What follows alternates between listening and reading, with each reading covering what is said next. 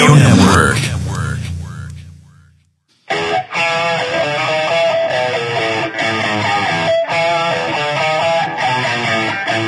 This is the Mind of the Meanie.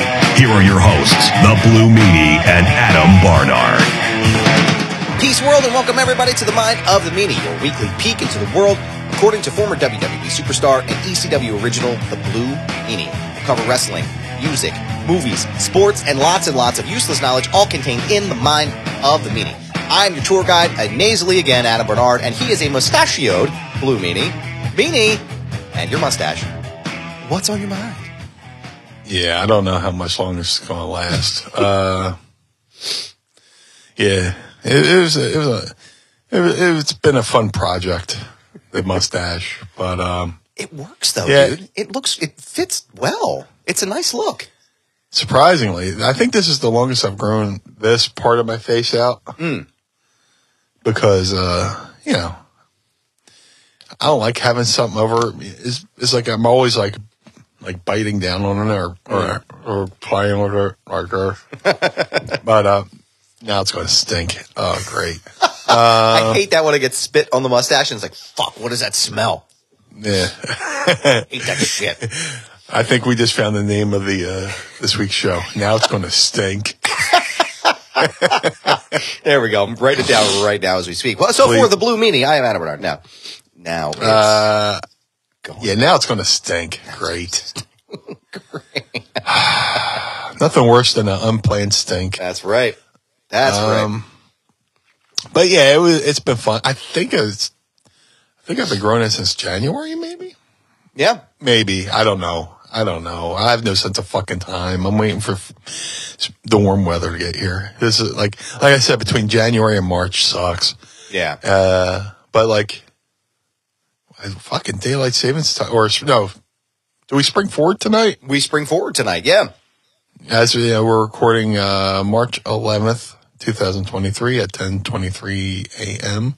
in the year of our Lord 2023. Yes, and I guess what a fucking waste of fucking time with the clocks. Just leave them forward. Yeah, and have at it, and let's have daylight all the time. A longer day, at least sun wise, but. I don't know. I'm just rambling. It doesn't make any sense though. Like daylight saving. John Oliver does a great piece every year when they do the clock changes. They do it twice a year. And it's like daylight savings time. Why is it still a thing? It makes no fucking sense. It has no bearing on anything we have to do right now. It's stupid. Like just fucking get rid of it. It's dumb. Every couple of years to take a vote on it to abolish it, and nothing happens. And there's like some states that don't even recognize, or there's some cities that don't recognize it. Like there's a part of Indiana that doesn't change the clocks. So if you're driving through Indiana, for 10 seconds, I want to say it's near it might be Fort Wayne, Indiana, or one of those cities doesn't move the clocks at all. So you could have a couple different time zones in that state, But well, I know Carl, engineer extraordinaire Carl Pinnell. He lives in Arizona, and they don't change it at all. They have no daylight savings time there, so I think they're 2 hours behind now. And then as of tomorrow, they'll be 3 hours behind. But they stick pretty stagnant to the current time. I think if I recall correctly, it's the current time now, not the daylight savings. They don't even do it. So I know that fucks them up when they're there. It's like, okay, well now we're 3 hours behind instead of 2, but. Well, imagine your cell phone, because your phone automatically changes. If you're in Arizona and your cell phone company doesn't know that state doesn't recognize it, you can be fucked. That's actually a good question. I should ask him that. I ask him Carl, if you're listening to this, cut in right here and let us know if your phone changes when how it works when the daylight savings time hits out there, because I'd be curious to know how that works. Because back in the day, you'd have to change the clock manually, and but now with all the technology being logged into, the internet, your cell phone changes overnight while you sleep. Everything changes overnight while you sleep. You don't have to do shit anymore. Right. They do it for you, which is nice though, because especially on your phone, you're like, oh fuck, this is great. I don't have to worry about this. But so if you're in Arizona, I mean, do they fuck you by changing the clock anyway? Probably. Are people showing up late to fucking work? Like, hey, you're fired. Why? I don't know. It's an interests me at least. I don't know. I mean, I'm sure it's probably I'm sure they have different mechanisms and shit that they have for specific areas. I'm sure they geo-track it, but your phone can literally tell you whether or not you're in the bathroom now, so it doesn't even matter. But I'm sure that their systems have some kind of setup. My phone texts me and goes, again? Meanie, you've been on the toilet for 4 hours. Are you okay? Yeah. Do you need medical assistance? Are your legs asleep? Oh, that's funny, man. Well, welcome to another show with us this week. Pod Squad, we love having you here. Don't forget to sign up today at patreon.com/mindofthemeanie. We have lots of cool stuff on the way. One cool thing I wanted to bring to your attention right away. I don't know if you've seen this guy's artwork all over Philadelphia, but this guy's name is Praise Dobler. Have you seen this guy's work all over the place, all over Philly? It's everywhere. Yeah. And he and I connected on Instagram. You can actually see this right now if you're looking and watching live at patreon.com/mindofthemeanie. But I'm going to add this into the background of the wrestling hour because I have a pin, a sacred enamel that he sent me for the Church of Dobler. And he sent me this sacred artifact to hang in the background. So very excited about that. You can follow him at Praise Dobler. Great guy, hilarious, just hilarious work, and his artwork is all over. I definitely got to follow him. So good, man. Such good shit. So just want to give a shout out to him right off the top. But also, I want to talk to you about a photo you posted a couple of days ago. Oh, yeah. It looks like it was from Thanksgiving, or October 18th, rather, 1997 edition of ECW. It's you and Brian Pillman. Yeah. That's super fucking cool, man. Tell me about that. Well, the footage is actually from like 96. Here's why I hate the internet. It was from, what was the date again? So the date that you posted, the October 18th, 1997 edition of ECW. Right, and then Brian passed away like a week before. October 5th. So to open the next week's show, they showed a montage of Brian Pillman as a tribute.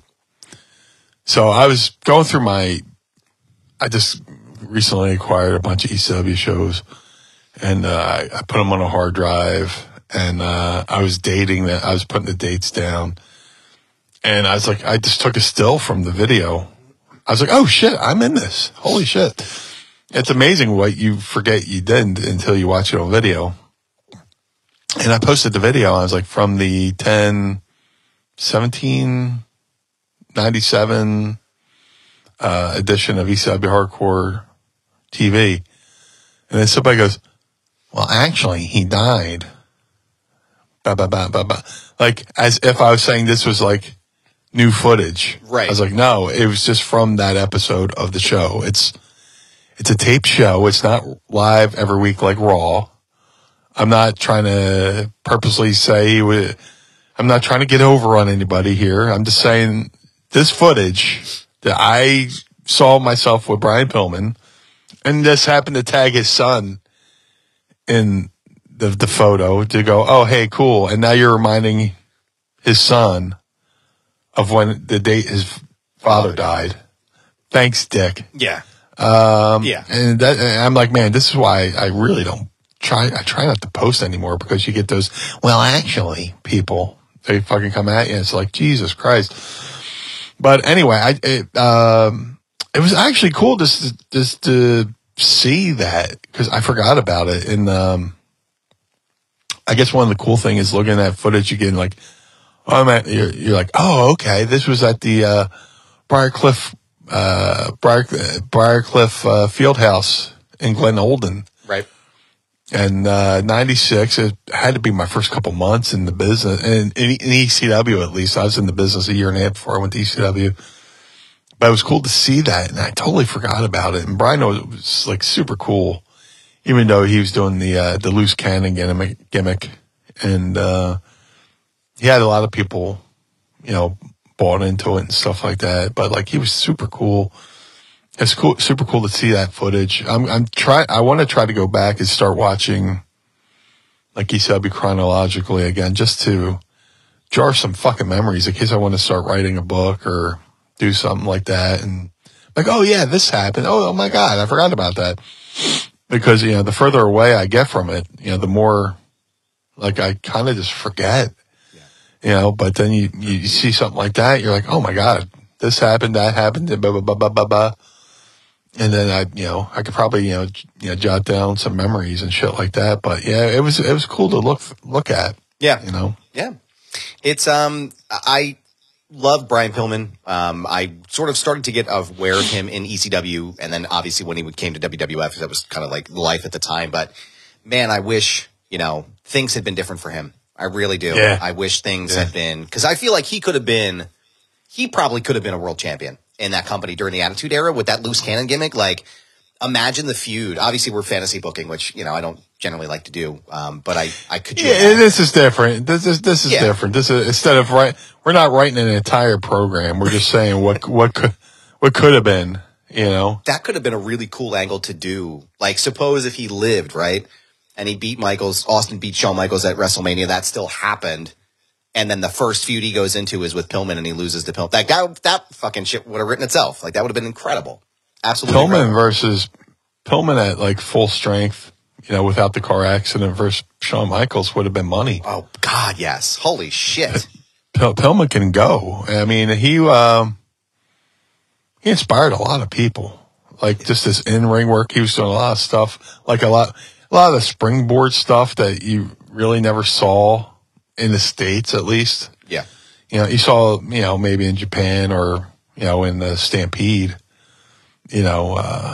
but you never really saw springboard stuff in the States with the springboard clothesline and shit like that. So, I mean, Pillman versus Shawn Michaels, that's a dream match right there. Yeah. Yeah. That would have been incredible. I learned something new right now as well.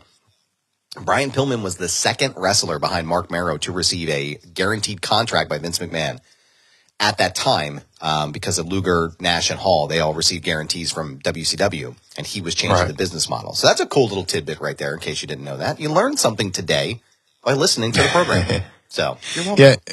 Yeah, Mark Marrow garnered a lot of heat because of that guaranteed contract. And I don't think people were mad at him. I think they were just mad at the concept. Like the guys who had been there the longest were working off of opportunities, so to speak. Vince always like, I offer opportunities. Yeah. And these guys were like, working, show to show. If you didn't work, you didn't get paid.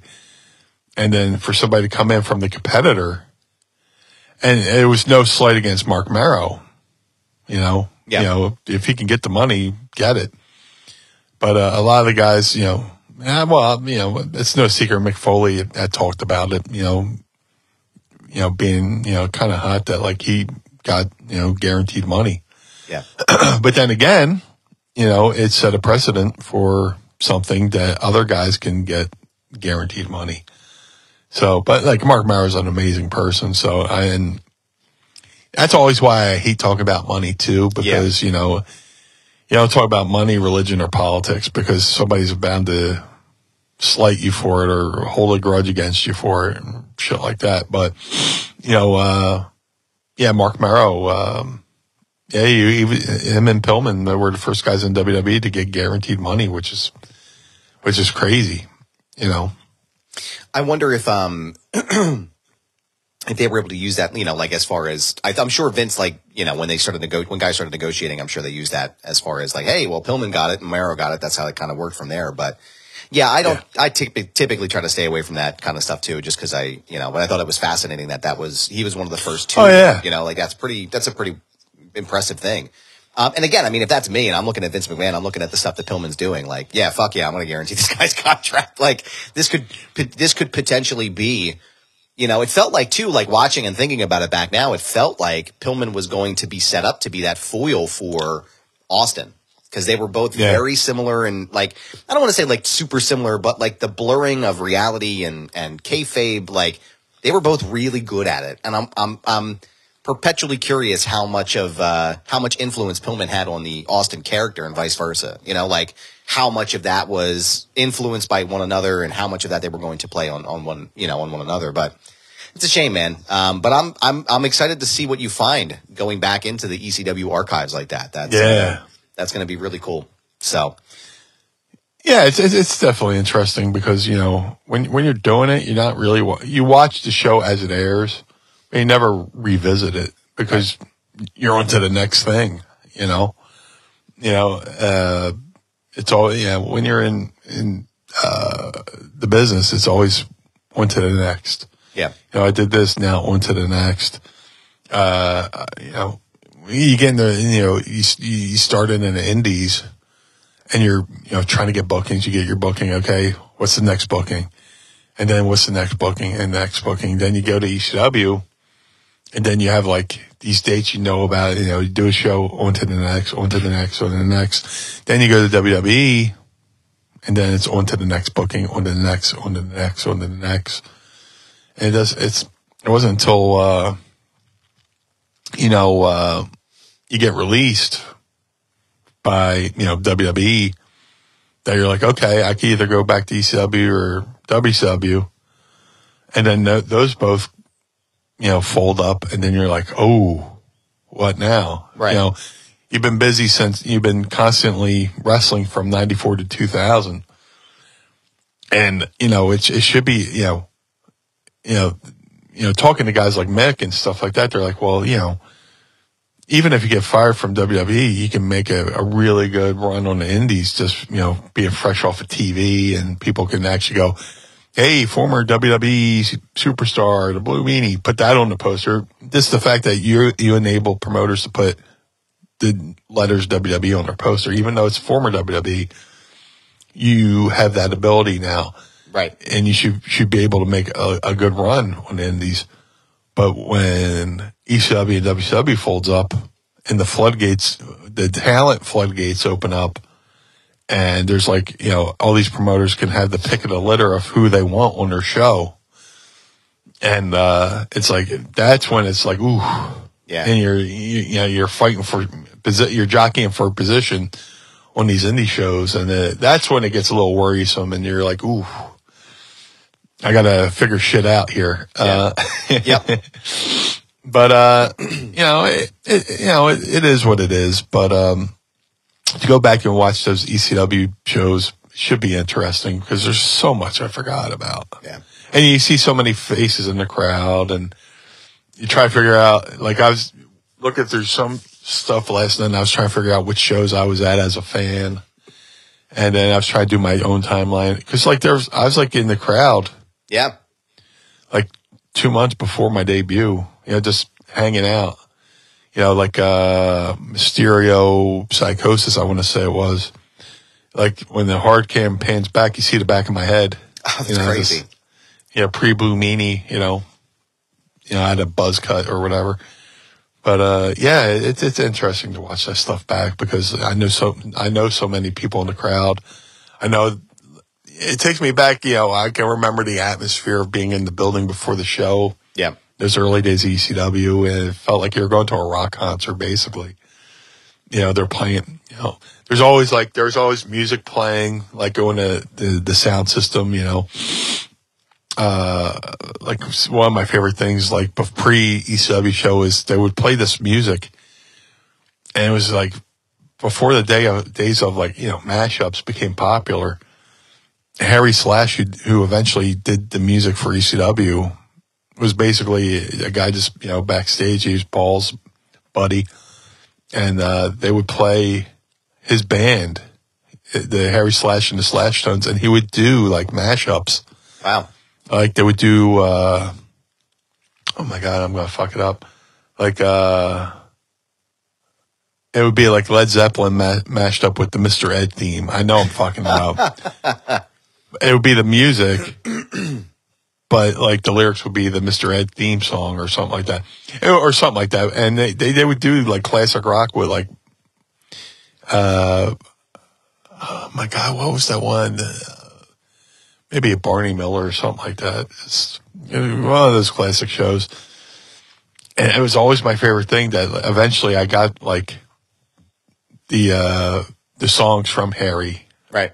You know, years later, I was like, dude, what were those fucking songs that they used to just play, you know, pre-show at DCW Arena? And he sent it to me, and it's like one of those, like, to me, it's a hidden treasure. Like, I don't care if anybody else cares about it, but I care about it, you know, that I have these things that nobody else has, that, like, was a secret part of, like, the ECW experience of going to that building. Yeah. You know, going to that building as a fan was interesting, and then once you're on the shows and you're sitting in the locker room and just going over things and the atmosphere and stuff like that, I'm starting to relive it a little bit. Hopefully, you know, inspires me to sit down and write some stuff, you know, if my ADD doesn't take over. Excuse me. I was going to say, are you thinking about writing anything? Or I have a bunch of stuff written down that just needs work, and there's other stuff. Here's my mental conundrum is like, do I want to write something chronologically, or do I just want write a bunch of stories that you could just flip to a page and start, you know, just, you know, you don't have to worry about finishing the whole book. Like some people feel like they need to read a story straight through from concept to finish to where you are now. And then some people just do a book of stories, you know. I don't know what to do. You know, it's just, yeah, I got, you know, like, and who do I write about? What do I write about? Who do I not want to write about? Yeah. All that kind of shit, you know. Who could you make up? What character could you make up like Young Rock did to Shawn Michaels? Oh my God, that was great. Man. That was great. Oof. Yikes. Didn't realize that heat was real. Yeah, it was legit. Oof. Yeah, like Rock refused to work with Shawn Michaels. That's crazy. He felt slighted. I was just watching Young Rock, and there's always that legendary story. Well, not legendary, but like there's that story of Rock confronting Lars Anderson in the locker room. I think he mentioned it in his book. But to see it play out on the show was pretty cool. And then they actually posted like real photos from the event, like them, you know, doing the tribute show to Peter Maivia and stuff like that. And the actors are dressed exactly like how they were in the photo and stuff like that. It's pretty cool. That Young Rock's a really good show. Yeah, it's a really good show.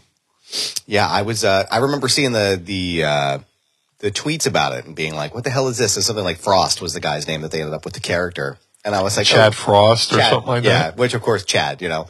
I don't think that was a mistake using that name. But yeah, I just had no idea. Like, I know that the legend is that, you know, DX kind of had it out for Rock a little bit in the very beginning of his career, but I didn't realize that it was that serious. So, right. Yeah, I don't know, man. I mean, anything you write is going to be great. So I would be curious to hear your stories. I know you're a great writer as it is, because I recall your blogging days from back many moons ago. I wish I had that. I wish I had that shit saved, because that would be a perfect way just to have stuff already in a can, you know. I tried to look at my old website through the Wayback Machine website. Yeah. And a lot of shit still is just not there. Like the Wayback Machine is like a digital archive of the internet. You go back to a certain year and look at certain sites, and they're encapsulated. And my site's on there, but like there's a lot of things just not on there anymore. Like it was called The Meanie Message was my blog, and I would just write about my life. And I was inspired by guys like Jericho. Jericho would do a blog and stuff like that. Here it is. I just found it. It's blue. The Meanie Message right here. Yeah. This is cool. Yeah. And there's a few things on there, but I know I wrote more detailed stories, you know. Like the time we ribbed, like when I went to Memphis and we ribbed Jim Neidhart with a rubber chicken during the course of a match. WWE sent us down to Memphis, you know, to try out new shit.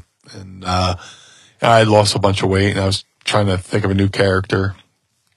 And Jim Neidhart was down there, and he was like WWE had him be like the head guy, like train us, do things, this, that, and everything. I was in a tag team with Neidhart. We were at the New Heart Foundation, which it was just something to do. Yeah. And there was a show where Neidhart was wrestling Reckless Youth, and we're in Blytheville, Arkansas, which was horrible. The first show was amazing because they had Lawler on the show and the building was packed. Right. But the promoter, the guy that they entrusted to run this developmental territory, did nothing to promote it. We would drive like an hour to Arkansas to basically wrestle in a building where there was no fans, because it wasn't promoted. So I was like, dude, we could just stay to Memphis and just practice if we're just going to wrestle in front of nobody. But I forget what it was. We were just like having fun with Jim, and Jim was going to work Reckless Youth, and they wanted me to. We were talking about how I was going to run out. Reckless Youth would be down at one point. I'd run out and try to throw Neidhart a chain or a weapon. I was like, I'll throw you something, and you go to pick it up off the ground, and then Reckless would just schoolboy you up real quick, 1, 2, 3, and slip out and that. But me and Reckless Youth had been walking through the mall like during the week, and we saw like a rubber chicken at Spencer's or something like that, or no, it was Spencer's. I don't think Hot Topic had the rubber chicken. And I was like, dude, what if I fucking threw this rubber chicken in? And we're giggling like a couple schoolgirls, and it's not really anything of a big deal because there's no fucking fans there. Right. It's like we're just there. I'm like looking at it, I'm like, why is this guy not promote the fucking town? Why are we wasting gas driving here to do this? We're here to get better. The only way to get better is to wrestle in front of fucking fans. That's the only way. I mean, you can practice and do drills all day, but unless you're in front of actual fucking humans, you don't really know what works. Right, right.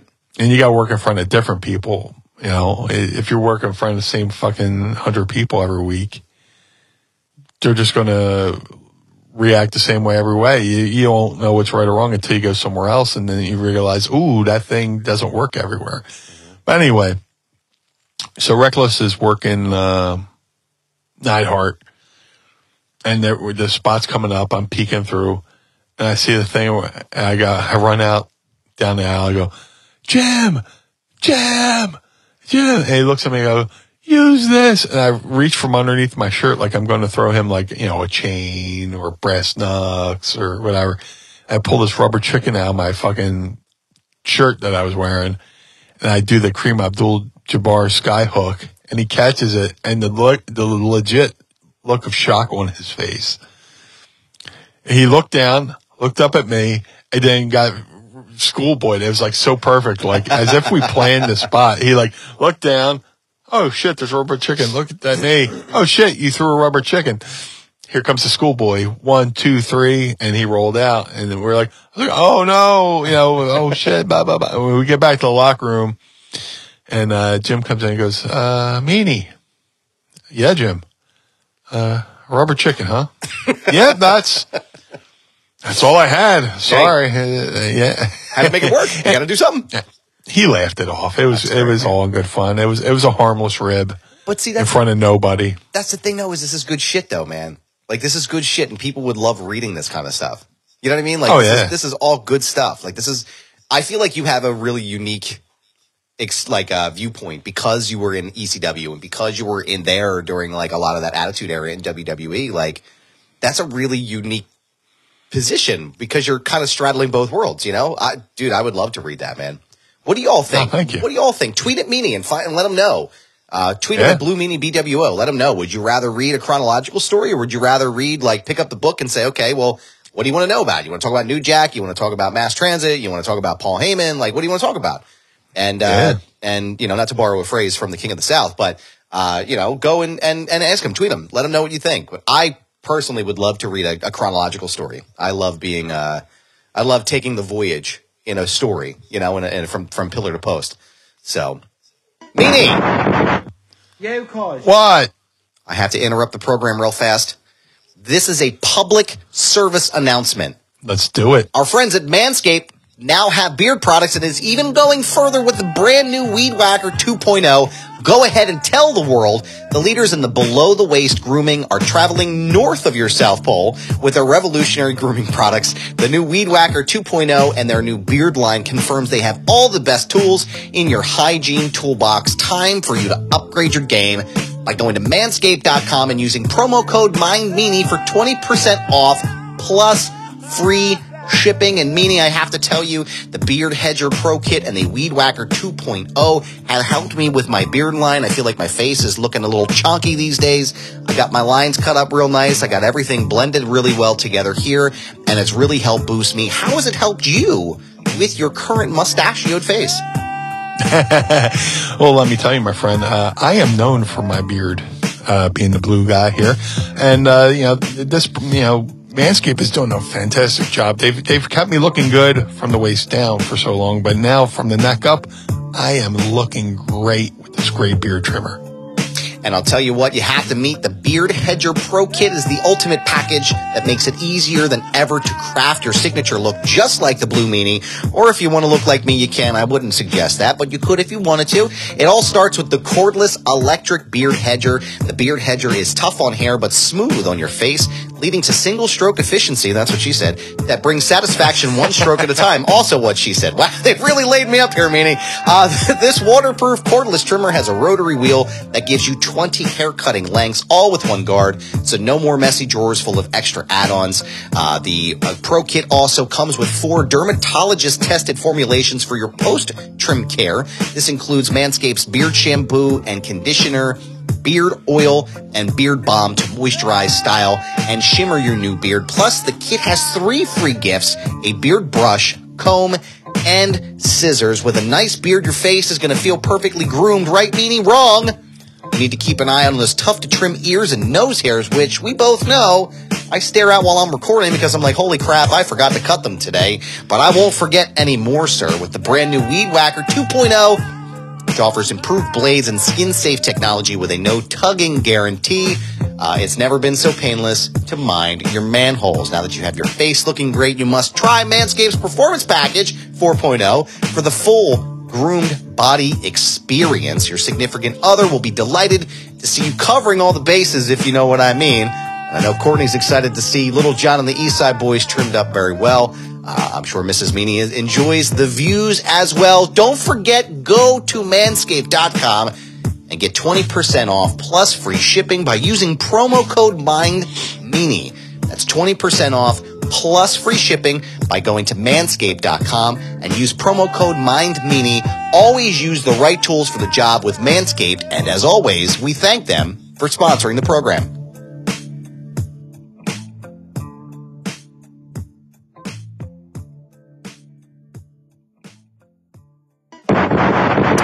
I would love to hear it, man.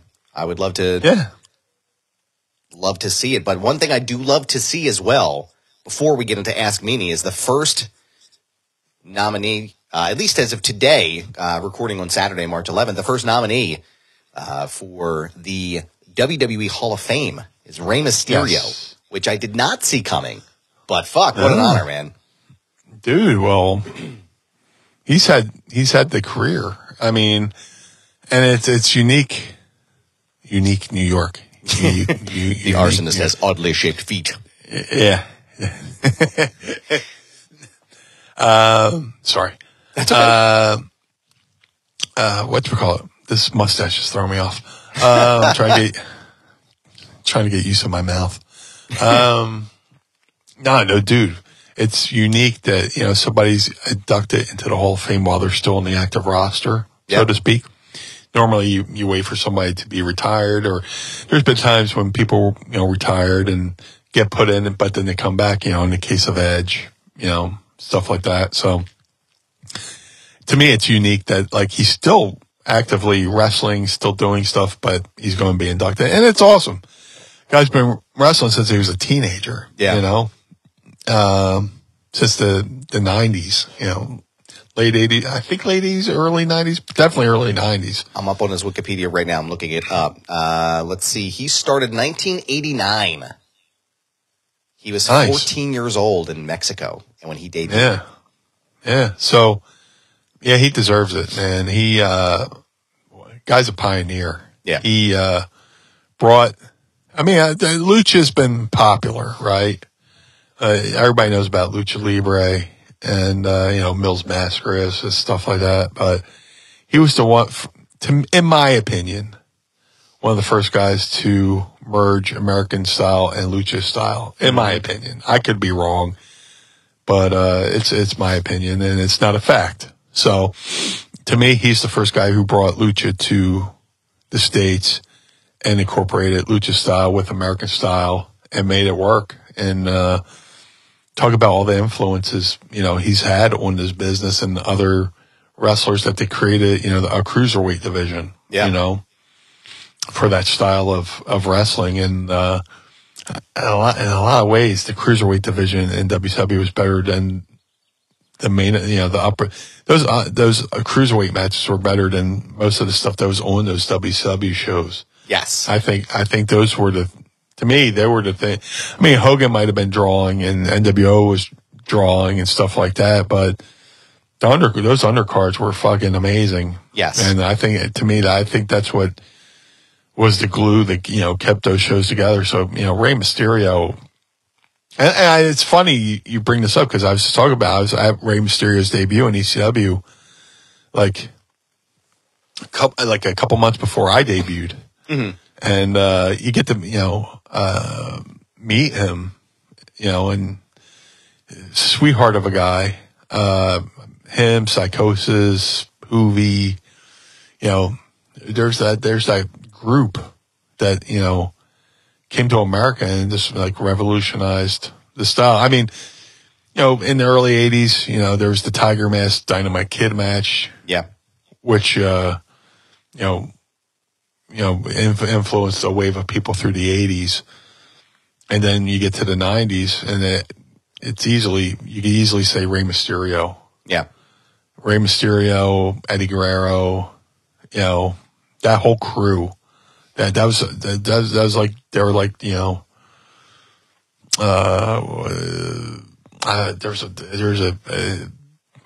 was a example I was about to cite, but like it totally blew my mind. But like that crew of people changed American wrestling for the better. Some people say for the worse because, you come, just because you come in and do a style that's great and all the copycats take the best parts and make it worse kind of thing, Well, yeah, because like when Eddie Van Halen started doing the finger tapping and it was amazing and all this stuff. Like here's where I would compare Rey Mysterio to Eddie Van Halen. Right? I'm writing this down for the show notes. Hold on. Go ahead. Eddie came out and had a style. Like a lot of people did stuff on the neck with their hands. But what Eddie did was totally different than anything anybody had ever done. And like to the point where when he would do his guitar solo, he would have to turn his back to the crowd because he didn't want anybody copying the shit. But then Van Halen 1 comes out, and then, the cat's out of the bag. And then as Eddie Van Halen's becoming like this guitar god, there's a ton of people copying him. And when they're trying to do what he does, it just looks like a cheap trick. Not the band. Right. But it just looks like a gimmick. It looks like a gimmick, So Rey Mysterio comes along and he's doing all this really cool stuff, mixing the lucha with the American style and all that stuff. And then there, you get guys on the indies who try to do that stuff and it just looks like a cheap imitation and there's no selling and, just, the spot monkeys, if you want to, use that term, the spot monkeys who try to copy them on it. Cause it's, wrestling, like most forms of entertainment or sports, is a copycat league. When Jericho debuted in 99 and he came out in that shiny shirt, every motherfucker on Indies had a shiny shirt after that. Yes, they did. Yeah. Which I called them the heat shirts. You go to Hot Topic to get yourself a shiny heat shirt. But, Mysterio came on the scene. Everybody tried to do his stuff, and it just wasn't as good. And that speaks to the person, too, because if everybody's trying to copy and their shit doesn't look as good as your shit, that makes your shit look even more pristine, so to speak. But, maybe I phrased that word, saying some of, his stuff made things worse. It didn't make things worse. It made things worse in the fact that, the people trying to copy his shit, this did it really bad. Did a really bad imitation. And I think it's kind of the same thing now these days, right? Like you look at, like one of my favorite wrestlers of all time was Dean Malenko. I just love watching his matches. Like he's just so fucking good. Technically sound. The guy crisp. Crisp and smooth, and like everything the guy did was great. And like you said it here earlier, like watching the cruiserweight matches on WCW was like a mainstay for us when we would watch. Like Nitro was cruiserweights. When they were on, it was the NWO and it was cruiserweights. Everything else was kind of like, but I loved watching those matches. And I think the reason a lot of times, and again, this is my personal preference. I want to make sure I'm clear on this, friends. I'm not shitting on anybody, current roster people. This is just my opinion, as far as what my tastes are when it comes to wrestling. So please don't fucking bombard me with tweets. Because first of all, you're just going to get muted. And second of all, I don't give a shit, right? But anyway, I digress. I think that what's missing for me sometimes with more of the elite style matches, where there's a lot of flips and dives and for lack of a better word, gymnastic moves. Yeah. For me, the story isn't there, right? Like when you watch Rey Mysterio do something like that in the 90s or even today, when you would watch Dean Malenko, Eddie Guerrero, some of the other folks that are in that cruiserweight division, there were stories being told. There was a reason to the movement. There was a reason for why they were doing this. And I think you're right in a lot of aspects. People took that. And even Rob Van Dam. Rob Van Dam took a lot of that style, but created a new avenue for it where he was telling a story while he was doing the moves, right? Rob's stuff meant something. Exactly. It's like George Carlin says it about blues music. It's not about the notes themselves. It's about why the notes need to be played. Rob Van Dam knows how to play those fucking notes. Rey Mysterio, Dean Malenko, Eddie Guerrero, they knew how to play those notes. And I think I agree with what you're saying, and what you're saying as well. It's like no one knows how to play the notes anymore. Everybody's just out there to do the moves, to be like, oh my God, look at how big and flashy and fancy we are. But there's not any substance to it. It's not evolving the story. It's not telling a story in any way, shape, or form. Yeah. So I think in that aspect, I agree with you 100%. But again, for me too, it's like, I don't see why this is necessary if you're not promoting or pushing something along with the storyline. And I think that's missing for me. Yeah, like when I would do a moonsault, not that I'm in a league with Ray or RVD, but like me, a big 300-pound guy doing a moonsault is spectacular. If I just did it just to do it, then it's cheap. But like, anytime I would do the moonsault, it was either to end the match for my opponent, and if I missed it, it usually ended the match for myself. Right. I didn't get up and do 180 more moves after doing a moonsault. Like if I hit the moonsault, that was 1, 2, 3, and I would win. If the guy rolled out of the way, he would fucking hit me with something. I would be, I missed a moonsault, which knocks the wind out of me. I get up, sell. The guy hits me with a move. Like, I tried to do the moonsault on Rhino in ECW. He rolled out of the way. Boom. I get up, sell my ribs, turn around, spear, gore, 1, 2, 3. It meant something, I didn't miss it and then do a hurricanrana, Right. But, just to do a hurricanrana, right? I think even you did did you do the moonsault in the JBL match? Because even that, it's like, because even then in that moment, it's like, okay, this means something, right? You know the story coming into it.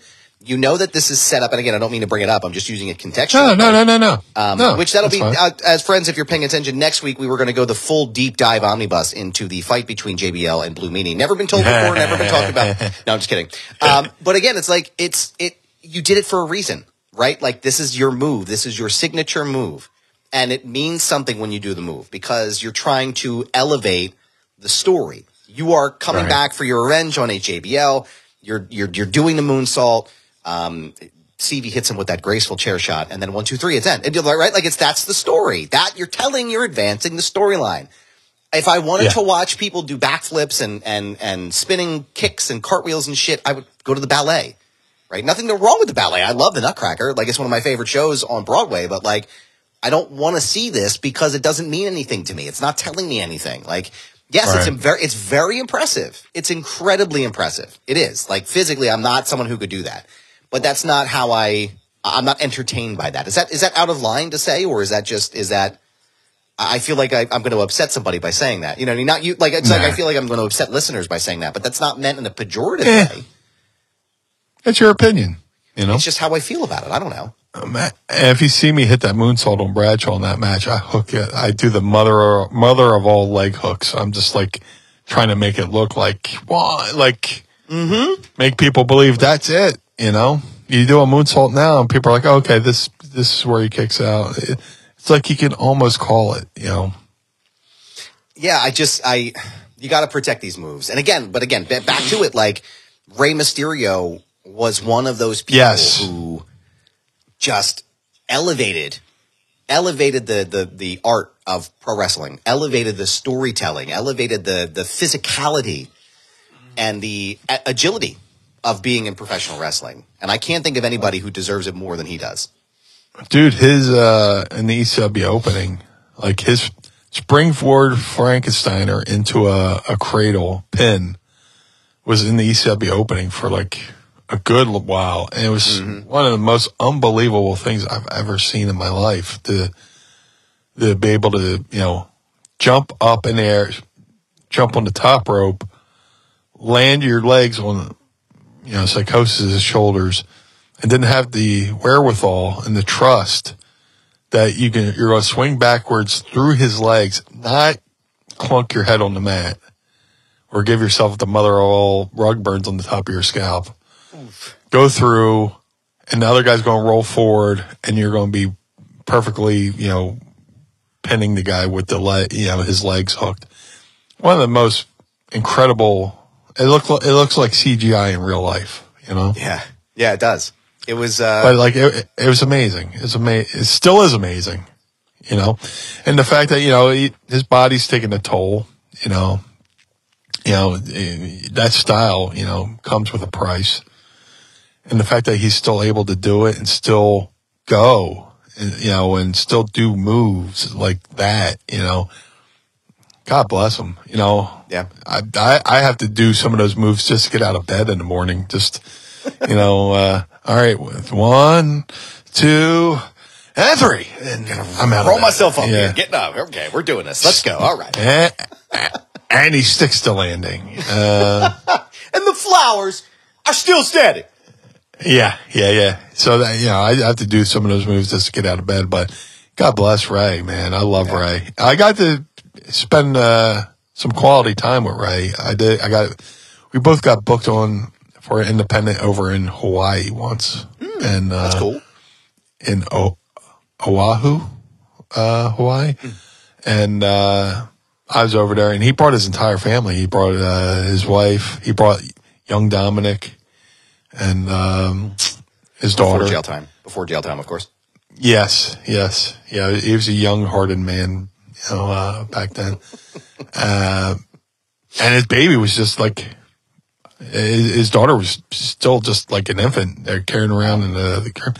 But it was cool. Like, the day after the show, the promoters and, you know, the crew took us around the island, and we're just, you know, standing on the edge of was it Kilauea? Like looking down into the volcano and stuff like that. His daughter Aaliyah, that's the name. That's Aaliyah. Aaliyah. She was just a little baby. She was just like just carrying her around in a not in a crib, but you know, like a car seat like thing, and it's just kind of cool to, you know, just have like, because when you go, you know, you see guys, it's always at shows, it's always see you at the next booking. Yeah. But, you know, to actually, you know, go around and go to a macadamia nut plant in Oahu where they make them, and to see like the beautiful scenery, you know, me, you know, getting to chill with him and his family. And then to watch Dominic grow up to what he's become, this incredible performer. Yeah. Yeah. And now I know now I know what Martha Stewart went through, it just. The way he sells it too, man. It's just so fucking good. Like the fact that he just like, he I can't imagine what it must be like when they get ready to say some of that stuff. Like I can't, like even last night watching Jimmy when he's yelling at Caleb Braxton, he's cracking when he walks away from the screen. Like Jimmy Uso is the Jimmy Fallon of the bloodline, by the way. Like you can't give him any lines because he's gonna lose his shit, right? But it's like thinking about how hilarious some of that stuff must be and how do they practice it enough so they don't break while they're on screen? Like the shit's just so fucking good, man. Go ahead. No, that was the cool thing about having my character, because I would just, my mannerism would be like, so if somebody legit did something to pop me, I could just go, and I'm legit like popping, Did that ever happen to you on live TV? Well, I was telling this story the other day with somebody, somebody was asking me about, the Goldust Mommy thing. And I said, we actually explained why I called Goldust Mommy, but never made air, because it was Sunday Night Heat, Dayton, Ohio. Me and Goldust go to the ring to do a promo. And we're going over the promo in the back. I'm fucking dying. He's like, Goldust is like, anybody could be a good father, whether it's Ward Cleaver or Darth Vader. And he lists all these names. I'm just fucking oh my God. And, but only one man could be a good mother. Gold. And I go out and do the promo, and it's in Dayton, Ohio, but the show's happening during this really bad thunderstorm or whatever. Mm-hmm. And the satellite goes out. So our segment never made air. Oh. So we did the reason why I called her mommy, but nobody knows why until recently, where they put everything up on the network, and that episode of Sunday Night Heat's on the network. So I want to say it was February 99. If you go on Sunday Night Heat from Dayton, Ohio or whatever, you can finally see that promo why. But the whole time I'm trying not to, I'm laughing, but it's not in character laughing. I'm like, Darth Vader, and I know I left a bunch of names out. He rattled off some names of notable fathers, and I was just it was fucking brilliant. That's great, man. That's great. I'll have to go back and take a look at it. I would love to get the context on it. One thing I wanted to mention though, briefly, we are at the 4-year mark of COVID-19. I just got an alert on my phone. Yeah, today. It's been 4 years. Today starts year 4 of the lockdown. Or That's the 4th amazing. anniversary of the lockdown. I can't believe Not amazing, but astounding that. Yeah. It's COVID-19 2019, and we're in 2023. Yeah. They named it COVID-19, by the way, because they identified the strain of SARS on December 31st of 2019. That's why it's called COVID, because it was identified 2019. Science. But I can't believe as opposed to the people who thought it was the 19th or something like that, something weird.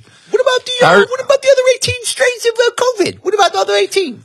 That's conspiracy on the Lysol can says it fights strains of COVID. Conspiracy. It's on the Lysol can, and the Lysol can was out before COVID-19. They knew.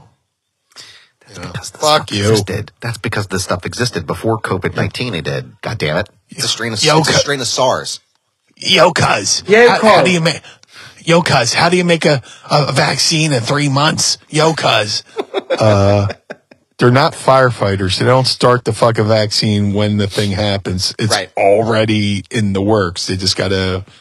I could tell you how they did it because my mom worked on the fucking shit at University of Delaware. I can tell you exactly how they did it, man. They fucking South Philly scientists. Jesus Christ, man. They had been working on this vaccine for 20 years before when they discovered a SARS variant in Japan. I think it was something like swine flu or something along those lines, whatever the SARS variant was. And when Trump did the warp speed stuff and they threw all the money at it, they were able to basically, they had found like all of those SARS diseases and all the viruses, they all share the same chemical components and the same design almost.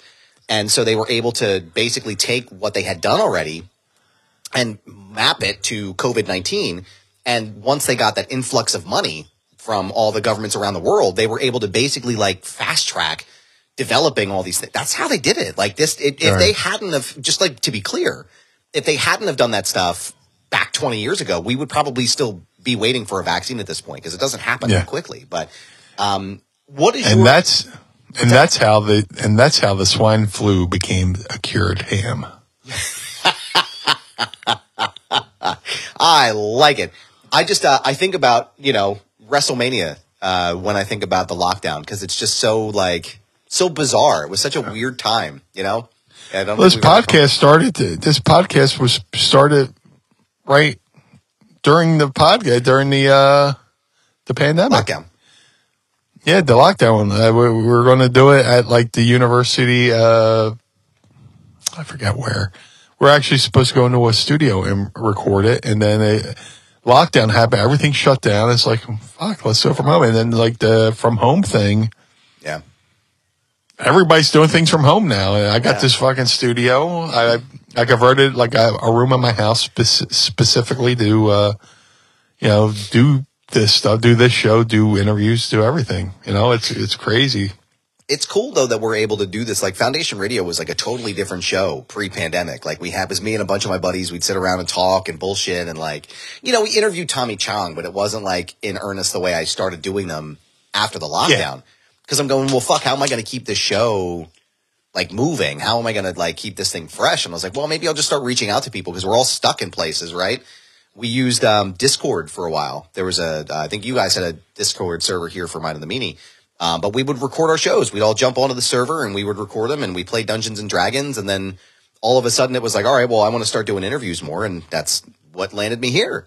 So it's weird to think about how long it's been, like both of my daughters don't really, my youngest daughter won't remember anything that's pre-pandemic, but Sophie has no recollection of, I told the story here before on the show, but like we were watching TV when she was really young.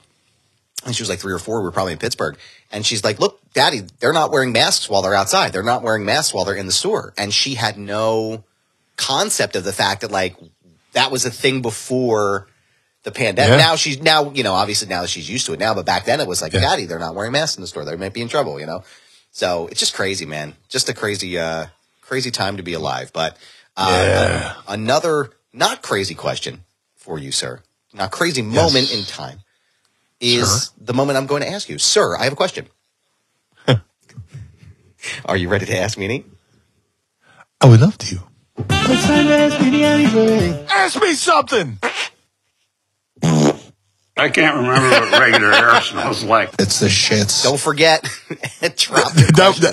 That one fart sounded extra beefy for some reason. I think the pause in between the two clips made it even... Gave it new life. I had one that was so loud the other day.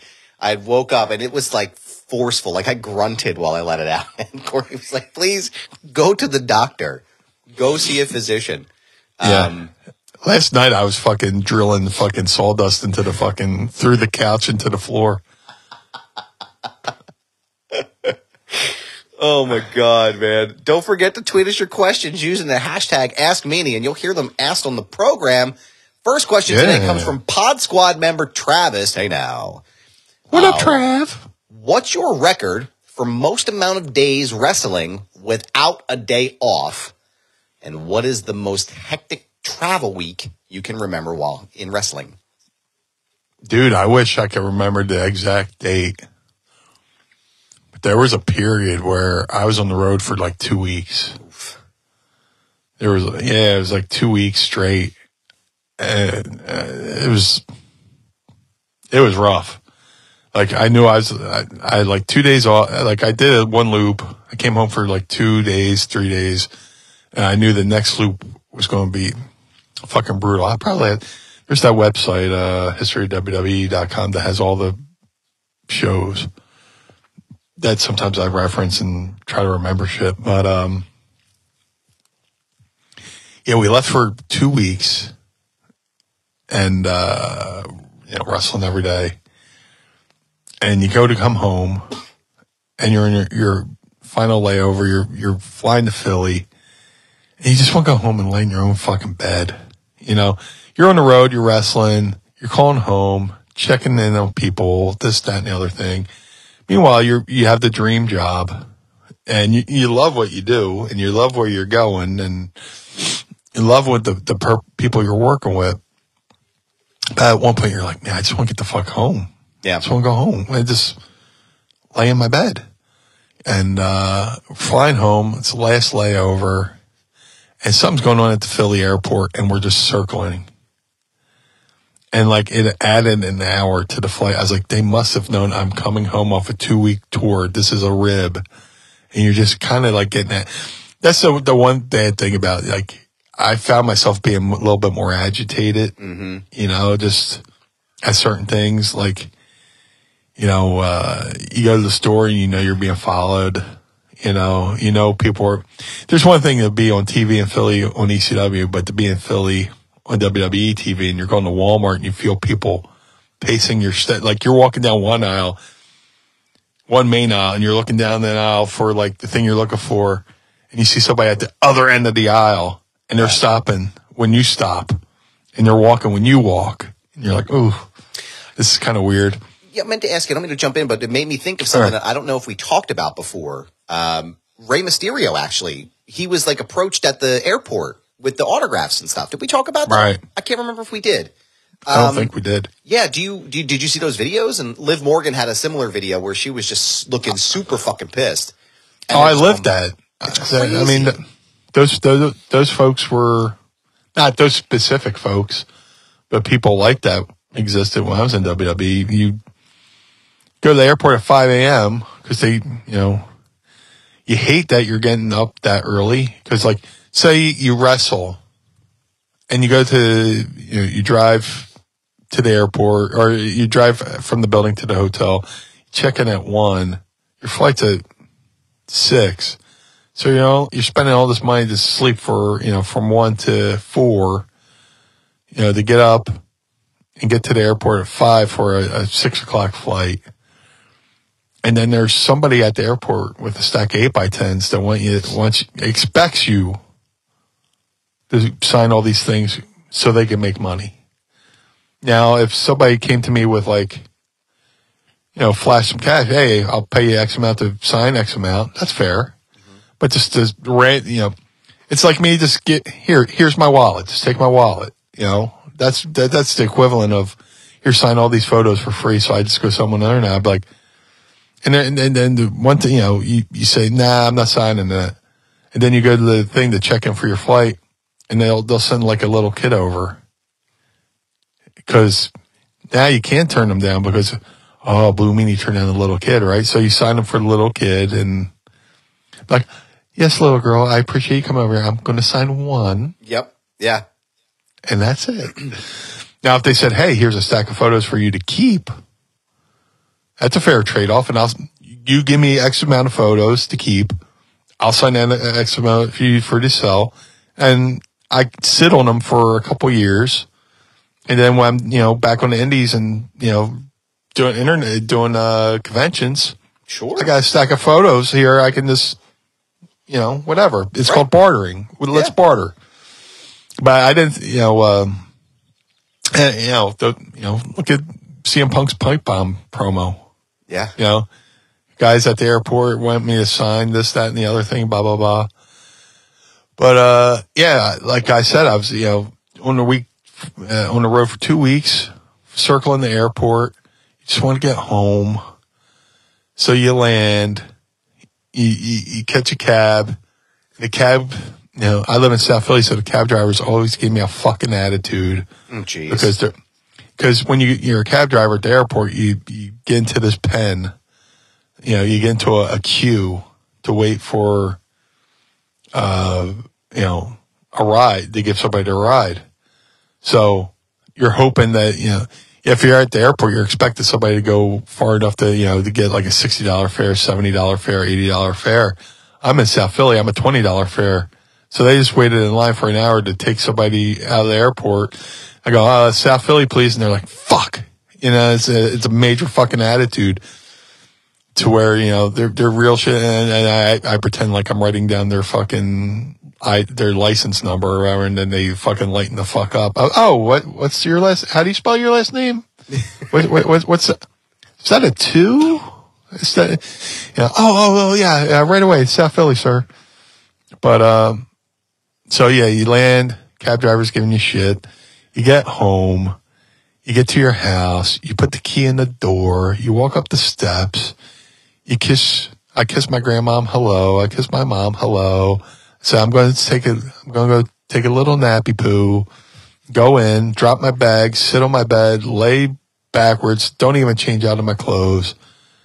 Then the phone rings in the living room, and my grandma goes, Bri, the doctor's office across the street wants to know if you could bring over some 8x10s. They saw you walk in the house. I'm like, not now. And then I have to heal my grandmother because of everything. Everything. Dude, the movie Planes, Trains, and Automobiles is like so true. It's just like all the goofy shit that happens while you're traveling, but yeah, being away for I remember that 2-week loop. I know one of those cities was like Arizona or something like that. And Don Fry would just happen to be hanging out or something like that. And just weird things you remember. You're using calling cards, on pay phones instead of cell phones and this, that, and the other thing. And then eventually I got a cell phone for a bargain of $100 a month or whatever. I don't know.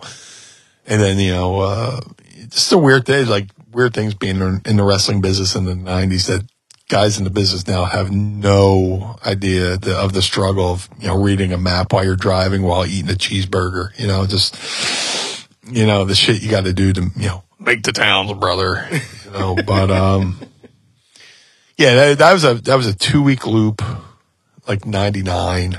Yeah. And, I get home, drop my bags, lay in bed. I'm like, ring, ring, ring, ring. Bri. The nurse is across the street at Dr. So-and-so's office. Saw you come in. Can you bring over some 8x10s? Not now. Like Chris Farley, please let me sleep for the love of God. Oh, my God. Oh, my God. Oof. Mark and Dryden wants to know, out of most of the wrestlers you were around, did many of them really care about being at the top? Or were they just content to make money to pay their mortgages and feed their families? It's interesting. You get so many different characters in the business. Some are all about business and being at the top, which is cool. I was in when I went to ECW and went to WWE, I was in such a it was in such a unique position to where I was only in the business a year and a half when I got to ECW.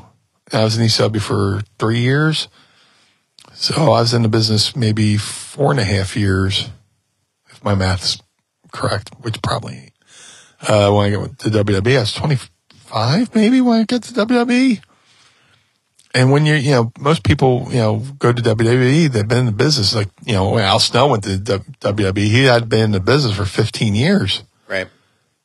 So, he kind of knew things a little bit better than I would have at that point in my career. But, there's people who are kind of happy to be there. Then there's, the weekend warrior types that, wrestled on the weekend, but they had a day job, but they treated the business, and there's nothing wrong with that as long as you treat the business with respect. Then there are people who are full-time wrestlers, then you get guys who, in ECW, you get a melting pot of people. You got people coming in from Canada or stuff like that, road tested, fucking professionals. Everybody was different, you can look around the room and get a whole. There's people who lived serious, clean-cut lives, and there's guys who were the partiers. They were like, man, I can't wait to see the talent back at the bar after the show. So it was a little bit of everything.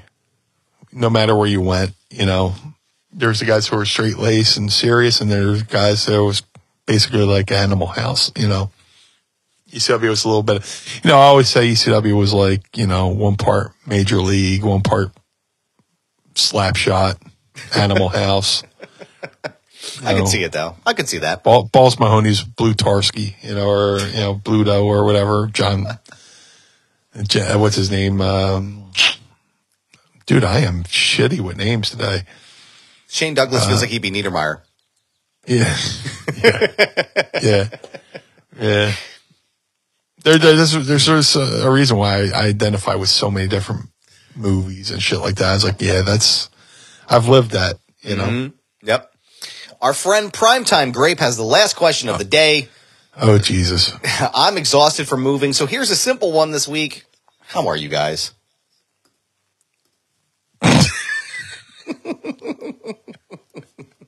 Even when he's not trying to be funny, he's funny. I'm good, dude. Life is grand. Yeah. A little chilly. I'm waiting for the fucking warmer weather to get here, and a little nasally from this fucking head cold, but yeah, I mean, I'm good. Good otherwise. Yeah. I'm warm, kind of sticky. I'm doing the podcast. After the podcast, probably drink a bottle of kombucha, and I hear that's good for my new colon. It's good for the cleansing of the colon. Yeah, kombucha. That's my new thing. I've been drinking kombucha, at least a bottle a day, and it's supposed to be good for gut health. And I have plenty of gut. So it's very good. There's a company called Health Aid. It's weird. I think I mentioned this. I don't know if I mentioned this on the pod before. I started drinking this one product, Health Aid, and all of a sudden, the ads start popping up on YouTube and on my Hulu ads and stuff like that, for this product that I thought I discovered on its own, but no, they got commercials now. But it's pretty good. It's good it's got probiotic. It's like a probiotic tea. Helps you with the boom booms. Helps you with the boom booms. Oh, I love it, man. That could be the name of the show this week. I don't necessarily need help with the boom booms right now, but I'm sure I will later today because I'm going to have to drink some kombucha. So, but thank you, Primetime Grape, for your question as always. We're going to give you a special fart. Yo-cuz. And a yo-cuz for your questions as always. And we thank you as always for listening to the program and answering these questions each and every week. Blue Meanie, we appreciate you. We appreciate the Pod Squad for joining us today. But Meanie, where can people keep up with you? Off air here when they're done with the show and they're sitting on their little their phones and they go to the Google, they're like, where can I find Blue? Where can they find you, sir? If you're bored and have nothing to do and want to follow me on social media, Facebook, Twitter, Instagram, TikTok, at Blue Meanie BWO on all forms of social media. If you would like to support the Blue Meanie, go to ProWrestlingTees.com/Blue Meanie. I just uploaded the official McCusker's T-shirt in conjunction with McCusker's Tavern. A lot of people are like, where can I get the shirt? They're like, hey, can you upload this? Yes, I did. So go to ProWrestlingTees.com/Blue Meanie. Get the BWO shirt or a McCusker shirt. If you would like to support Mind of the Meanie, go to ProWrestlingTees.com/Mind of the Meanie. Plenty of great shirt designs there. A lot of inside humor related to the pod. And a lot of great designs, all around. Collar and Elbow brand. Collar and Elbow, the wrestling brand. Go to collarandelbowbrand.com. Use coupon code MEANIE or use coupon code MIND. Save 10%. Either way, you're getting a 10% off a quality T-shirt over there at collarandelbowbrand.com. Shout out to my boy Rod Hicks. He's doing an amazing job. Now, if you're like myself and have a beard and soon to be shaved off mustache, keep it. Sorry. No. Gotta shave it for icons, but I was going to try to keep it till icons, but it's becoming a thing. Go to madcatbeardcare.com and get the Blue Spruce Beard Oil and Beard Balm. Josh Thornton is doing an amazing job over there at Blue Spruce, at madcatbeardcare.com. Every single dime that you spend at Mad Cat Beard Care goes to taking care of feral cats that he rounds up, takes to the vet, and he takes care of the kitties.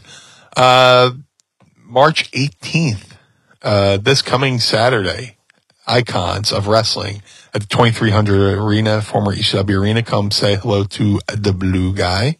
I'll be there signing autographs. I just got a whole bunch of new 8x10s done up. Got some shirts coming out. Come say hello to the Blue Guy at the Icons Convention, March 18th. April 7th and 8th, I'll be at the Squared Circle Expo in Indianapolis, Indiana. I will be, it's supposed to be the BWO, but Stevie's a little laid up, so it'll probably just be me and Nova and a cast of amazing wrestlers who will also be there. For more information, go to squaredcirclex.com. That's April 7th and 8th. Fig Heels and Figure Collections has put up pre-orders for the newly announced Bone Crushing Wrestler Series 1 variant of Brian Clark and myself, the Blue Meanie. All Series 1 is expected to ship to customers mid-March, which is about a week. You can pre-order now at shop.figurecollections.com. Use code FIGHEEL to save 10%.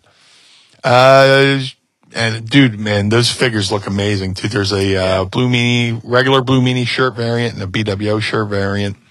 Love them. I can't wait to see them up close and personal. Shout out to my boy Jim Nilsson over at glaciersofice.com. Jim made a 3 of 3 only handmade custom BWO Air Jordan 1 sneaker for Stevie, Nova, and myself. Each pair takes Jim about 50 hours per pair to make. Follow Jim on all forms of social media. There's plenty of great photos and videos of him making these beautiful shoes at GOI Kicks. That's at GOI Kicks to see Jim make these amazing sneakers. Cameo.com/Blue Meanie BWO for birthdays, holidays, and well wishes. I just did one this week, a very special one, trying to help somebody mend a friendship. A couple buddies had a falling out, and maybe I shouldn't even talk about this. I don't know if the guy delivered the video yet, and he might be listening, so I just probably ruined a surprise. But Cameo.com/Blue Meanie BWO for all your Blue Meanie well wish holiday, whatever fun-loving thing you can have me do at Cameo.com/Blue Meanie BWO. But most importantly, Mr. Barnard, where can we find you? Oh, you're such a nice guy. Thank you, Blue Meanie. I appreciate you on Instagram, Twitter, TikTok, which I'm rarely on, but I only have it for the kids. I think I'm cool. I'm also on Mastodon, at This Is Goober. Yes, it's my handle. No, I'm not changing it. It's a brand, pal. You can go and check it out there. You can also listen to my other podcast called Foundation Radio by going to foundationradio.net. Don't forget the Wrestling Hour every Wednesday at 3 p.m. A new episode releases on Premier Streaming Network. So go and sign up today for Premier Plus, PremierStreamingNetwork.com. I just had my friends at the Public Enemies podcast on this week, and going to have another great episode this week as well, the Wrestling Hour with Adam Barnard at Premier Streaming Network. Go to Brothers Gaddor coming up pretty soon. My prototype and my designs are coming out soon. I will have my first wrestling buddy, my first wrestling thing ever, which is super freaking dope. And you can pick up the Blue Meanies Wrestle Buddy right now by going to brothersgaddor.com. You'll also be able to pick up a 2-pack of the Mind of the Meanie fellas here. You'll get a Meanie and an Adam as they come out. Don't forget to go to the Feinberg Method and sign up today. It's physical and mental well-being. Use promo code Goober and save up to 20% on your purchase and work and get yourself in shape with Brad Feinberg, my trainer. Go to ProWrestlingTees.com/Foundation Radio. Pick up a shirt there. ProWrestlingTees.com/Mind of the Meanie, and keep the lights on at the Barnard Home for Wayward and Troubled Youth and Casa de Meanie. And also don't forget to go to patreon.com/Mind of the Meanie. Sign up today to become a part of our pod squad. We literally cannot do this show without you and your support. We thank all the sponsors at the beginning, middle, and end of the program, and also Manscaped as well for sponsoring the program. And Meanie, I appreciate you, good sir, for doing another episode of the show. Again, go to Instagram and follow my friends at Praise Dobler as well. Praise thee. We appreciate you, and we appreciate all of you listening. So for the Blue Meanie, I am Adam Barnard. Join us again each and every week as we take a trip to the mind. Blue World Order. Blue Meanie. Peace.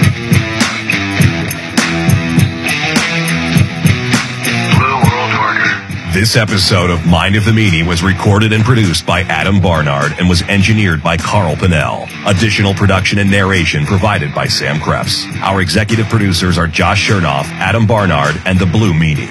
Our opening theme is performed by the Swamp Candles. Our closing theme is performed by Chikara. The show contains original music produced by Enrichment.